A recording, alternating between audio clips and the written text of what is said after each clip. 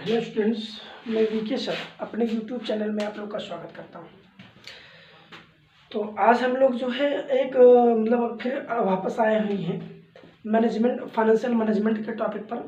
और financial management में जैसा कि हम लोग बात कर चुके हैं, क्या क्या पढ़े हैं, कॉस्ट ऑफ कैपिटल पढ़ चुके हैं, लीवरेज पढ़ चुके हैं और डिविडेंड हो गया शायद, वो भी बताइएगा आप लोग।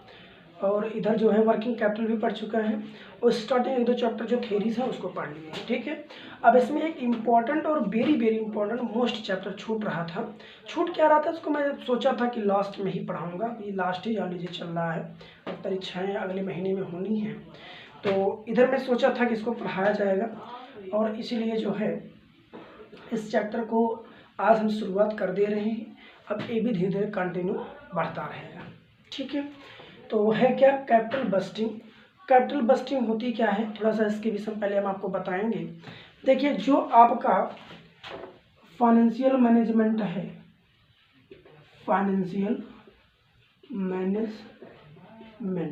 जो वित्तीय प्रबंध है, वित्तीय प्रबंध का ये उद्देश्य नहीं होता। इसका दो उद्देश्य होता है, आपको मैंने बताया था। एक है कोषों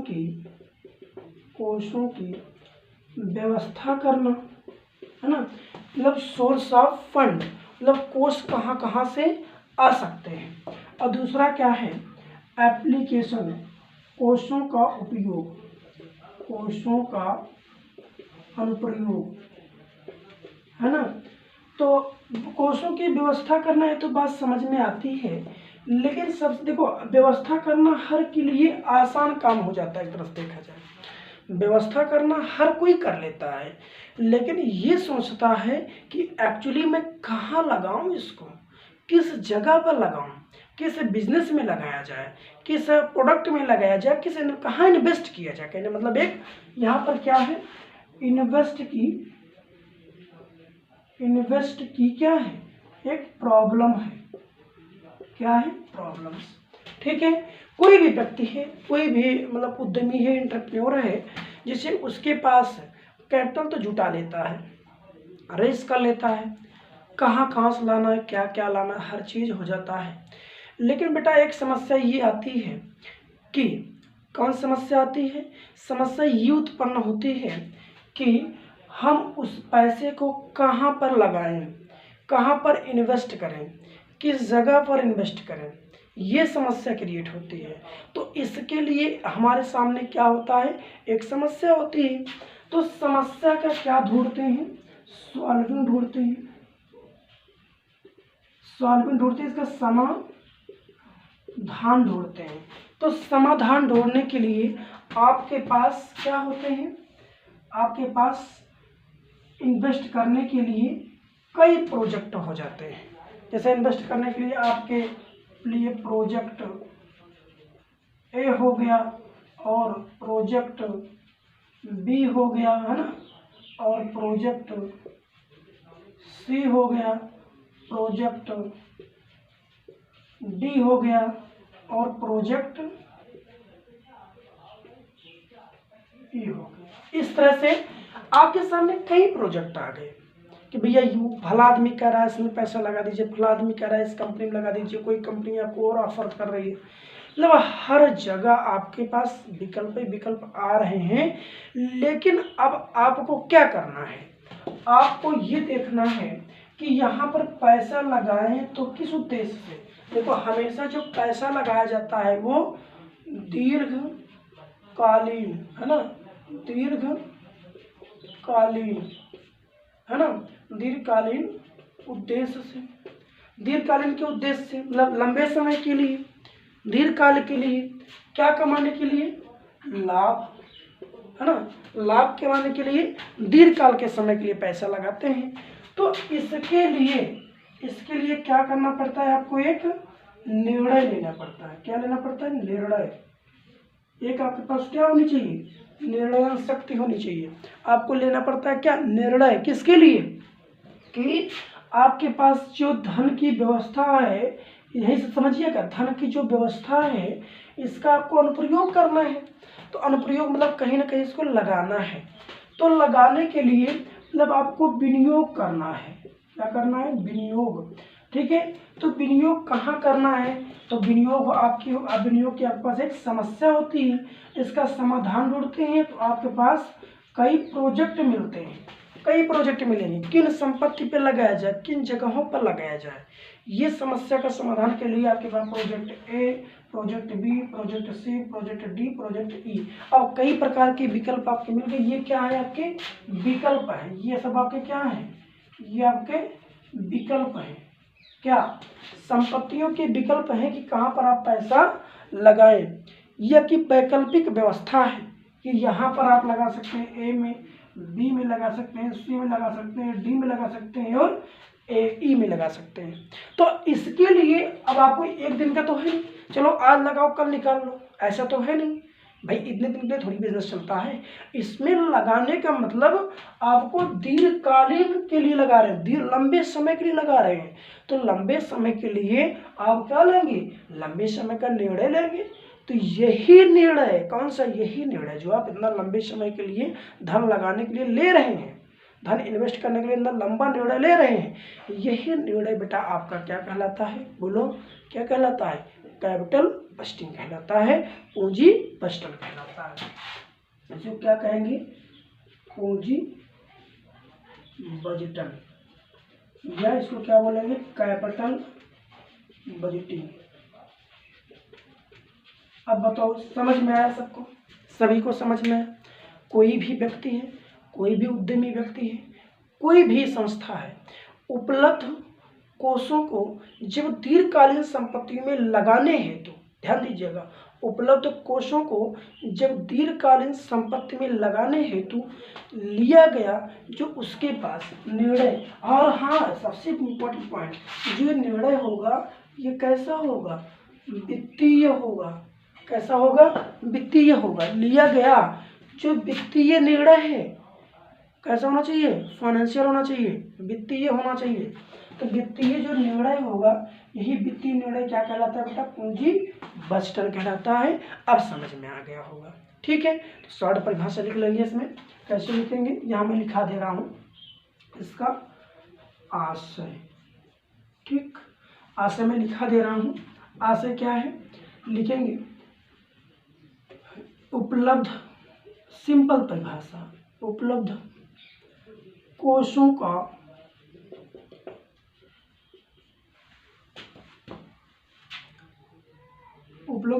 का दीर्घकालीन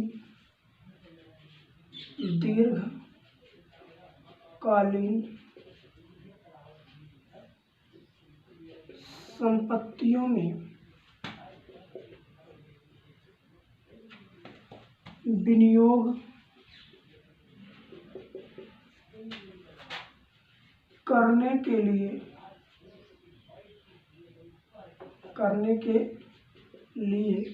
लिया गया वित्तीय निर्णय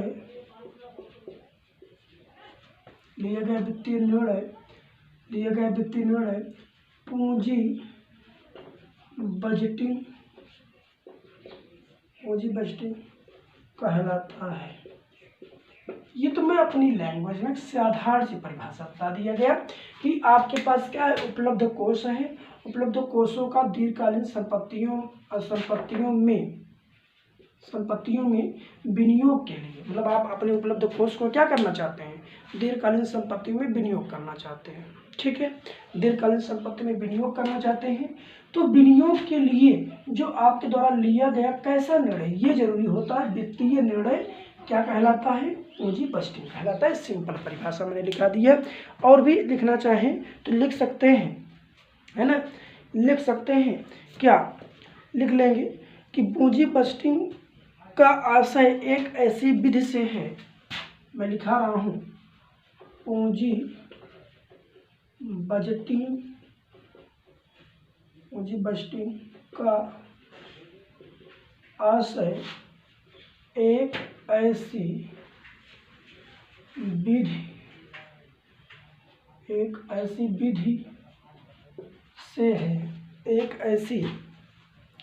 से है जिससे दीर्घकालीन संपत्तियों में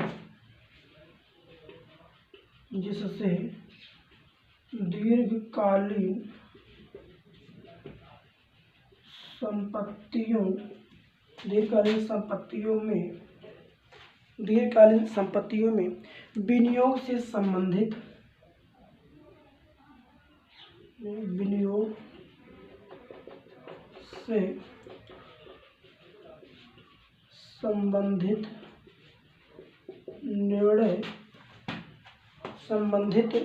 निर्णय लिए जाते हैं। ये बात आपको समझ में आ गई, ये भी पॉइंट आपका क्लियर है। ठीक है, पूंजी बस्टिंग का आशय एक ऐसी विधि है, एक ऐसी रीत से है जिससे दीर्घकालीन संपत्तियों में विनियोग से संबंधित निर्णय लिए जाते हैं। मतलब जो आपके पास दीर्घकालीन संपत्ति है, लंबे समय तक प्रयोग होने वाली संपत्ति है, प्रोजेक्ट हैं, इन प्रोजेक्टों के विषय में जो आपके द्वारा लिए गए निर्णय है वो क्या होता है, एज ए पूंजी बस्टिंग कहलाता है। अब पूंजी बस्टिंग के लिए अब निर्णय जो लेते हैं वो कई बेस पे लेते हैं, कई आधार पे लेते हैं। तो इसके लिए जैसे मैं बता दूं आपके पास कई बेस आधार क्या है। जैसे मान लो आपके अभी जैसे मैंने बताया 1 2 3 4 5 प्रोजेक्ट आपके पास हैं, तो किस बेस पे लेना चाहते हैं। जैसे मान लो आप ध्यान से समझिएगा, एक तो आप ए प्रोजेक्ट है, क्या है, प्रोजेक्ट ए है। प्रोजेक्ट ए में 50,000 आप जो है लगाते हैं। प्रोजेक्ट बी है, इसमें 50,000 लगाते हैं। प्रोजेक्ट सी है, इसमें भी 50,000 लगाते हैं। प्रोजेक्ट डी है, इसमें भी 50,000 लगाते हैं। और आपका जो प्रोजेक्ट ई है, इसमें भी 50,000 आप लगाते हैं। तो पांचों प्रोजेक्ट में आप 50,000 लगाते हैं। लेकिन ध्यान दीजिएगा, इसमें जो पे बैक पीरियड है, पे बैक पीरियड मतलब जानते हैं क्या होता है। पे बैक पीरियड का मतलब होता है पे बैक, मतलब जो आपने दिया है वो पे बैक कैसे आएगा। मतलब जो आपके द्वारा लगाई जाने वाली लागतों का क्या बैक होना है ना, आपके द्वारा लगाई जाने वाली लागतों का क्या होना, बैकअप होना, वापस आना। कितने समय के अंतर्गत, इसका मतलब क्या होता है, कितने समय के अंतर्गत आप जितनी लागत लगाए हैं उसको प्राप्त कर सकते हैं। अब आपको खुद ही समझ में आना चाहिए कि अगर हम लागत जितनी लगा रहे हैं उसको जितना जल्दी हम प्राप्त कर लेंगे उतने जल्दी तो आप लाभ कमाएंगे, है ना। तो सबसे पहले क्या होना चाहिए, मतलब पेबैक पीरियड देखना चाहिए। इसमें मान लो 5 ईयर है, इसमें आपको 10 ईयर दिया जा रहा है।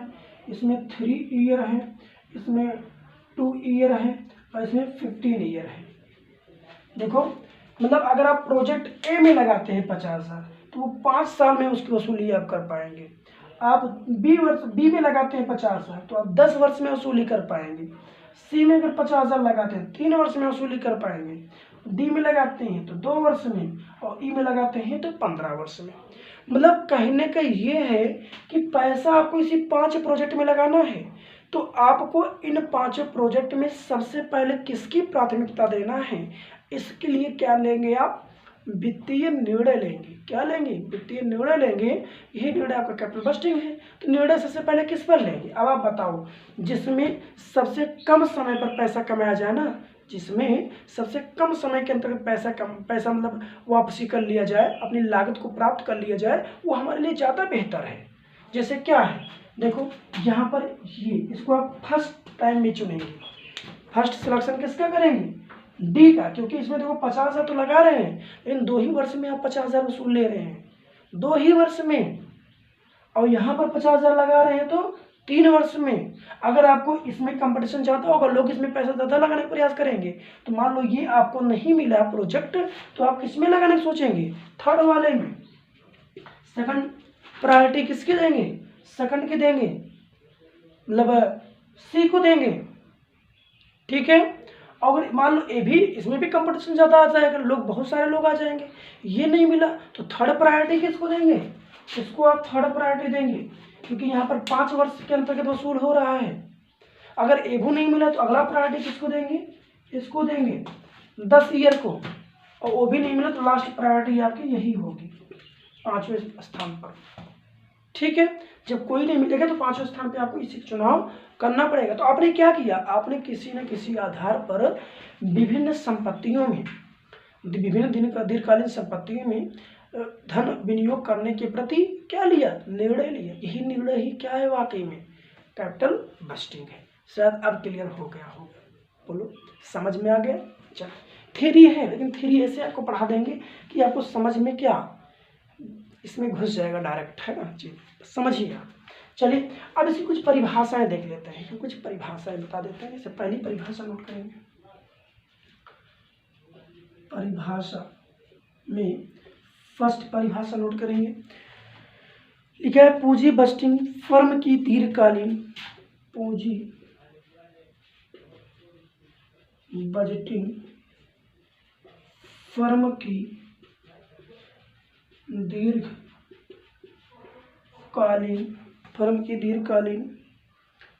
दीर्घकालीन लाभदायकता को अधिकतम करने, दीर्घकालीन लाभदायकता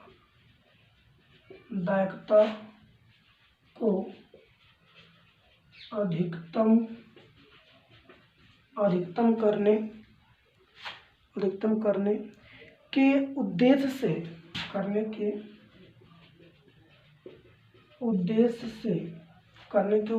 से व्यवसाय की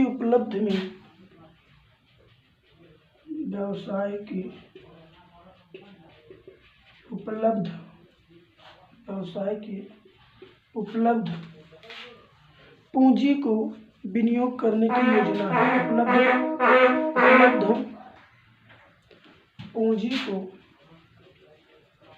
उपलब्ध पूंजी को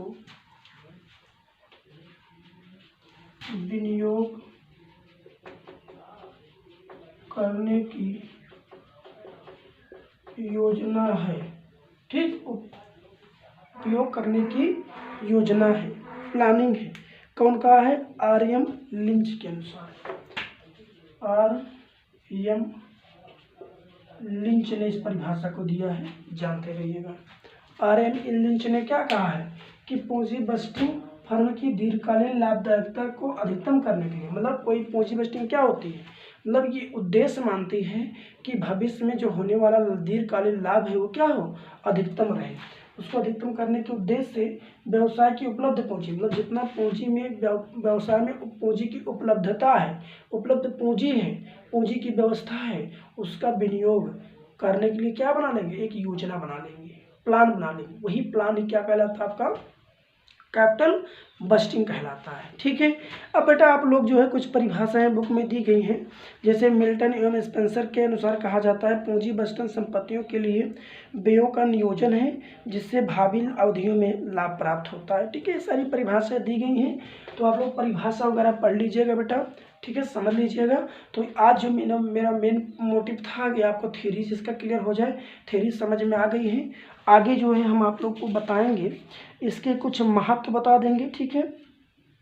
विशेषताएं तो आप लोग बना ही लेंगे, विशेषता से पहले से यही हो जाएगी कि दीर्घकालीन संपत्ति में विनियोग हो जाता है, ठीक है, और दीर्घकालीन संपत्ति में विनियोग होता है और भावी लाभों की संभावना दिखाई जाती है और भावी लाभ कई वर्षों तक होते रहते हैं, ठीक है। इसमें निर्णय काफ़ी जोखिमपूर्ण होता है, ठीक है, लाखों के लाभ इसमें क्या होता है, अनिश्चित होता है। ये सारी आप जो है पॉइंट नोट कर लेंगे, ठीक है। विशेषताओं में इसके हम लाभ की बात करेंगे, महत्व की बात करेंगे, उसके बाद प्रकार बताते हुए हम इसकी विधियां बताएंगे, कैसे किन किन विधियों द्वारा हम पूंजीगत निर्णय लेते हैं, कैपिटल बस्टिंग का निर्णय लेते हैं, ठीक है। समझ में आई ना बात? कल की क्लास में महत्व प्रकार होगा, परसों क्लास में टेक्निक होगी, टेक्निक के बाद इसमें सवाल सॉल्व होगी है मेथड से, फार्मूले लगा देंगे, आ जाएगा, ठीक है। धन्यवाद।